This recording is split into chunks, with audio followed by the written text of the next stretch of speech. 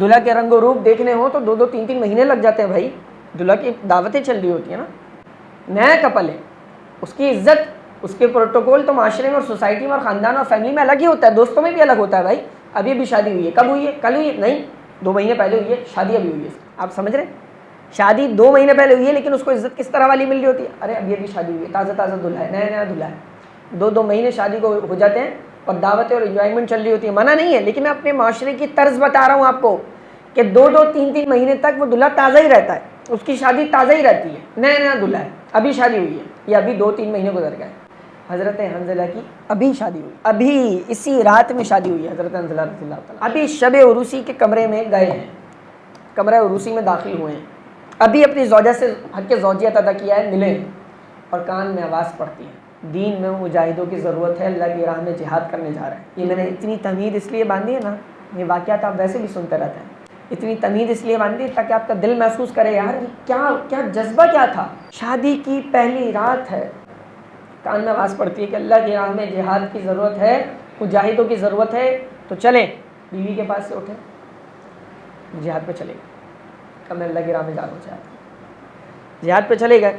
جب جہاد پہ گئے تو اللہ کی راہ میں شہید ہو گئے, اللہ نے قبول کر لی ان کی جان. شہداء کے جسم مبارک اٹھائے جانے لگے. صحابہ کرام کہتے ہیں ہمیں یاد پڑتا ہے کہ حضرت حنظلہ جنگ میں آئے تھے, اور حضور علیہ السلام کی بارگاہ میں عرض کرنے لگے, حضور ہمیں یاد ہے کہ حضرت حنظلہ نے جنگ میں شرکت کی تھی, لیکن ہم جسم تلاش کر رہے ہیں, حضرت حنظلہ کا جسم نہیں ملا. حضور علیہ السلام مسکرائے اور آسمان کی طرف دیکھنے لگے.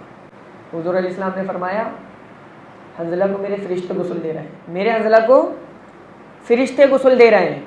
اور آپ کو ایک مقام پہ بتایا گیا, صحابہ نے جا کر دیکھا تو بالکل تر و تازہ پانی ٹپک رہا تھا, اور آپ کفن دیے ہوئے تیار, آپ کا جنازہ رکھا ہوا تھا. شہید کو تو غسل نہیں دیا جاتا, لیکن یہ فرشتے غسل دے رہے ہیں, اتنا عظیم مقام کیسے مل گیا بھائی؟ تو پتہ چلا جہاد میں جانے کی اتنی جلدی تھی کہ زوجہ سے ملے تھے اور غسل کرنے کا وقت بھی نہیں ملا.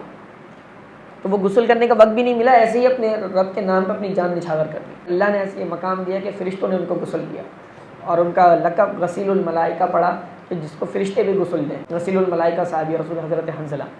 یار جو رب کے نام پہ اپنی جان نچھاور کرتا ہے, رب اسے ایسے عزت اور وقار عطا فرماتا ہے. جہاد انسان تو تب کرے نا جب اپنے نفس سے جہاد شروع. فجر کے لیے ہم بستر چھوڑنے کے لیے تیار نہیں, رب کی رضا پانے کے لیے گناہ چھوڑنے کے لیے تیار نہیں, ہم اپنی زندگی کو بدلنے کے لیے تیار نہیں, جو اتنی مائنر چھوٹی چھوٹی قربانیاں دینے کے لیے تیار نہیں, وہ اپنی جان کا نچھاور کرے گا. قربانیاں اور جہاد اور کوشش, ایفرٹ نیچے سے شروع ہوتی ہے. انقلاب اپنی ذات سے شروع ہوتا ہے, فرد, فیملی, خاندان, معاشرہ, سوسائٹی.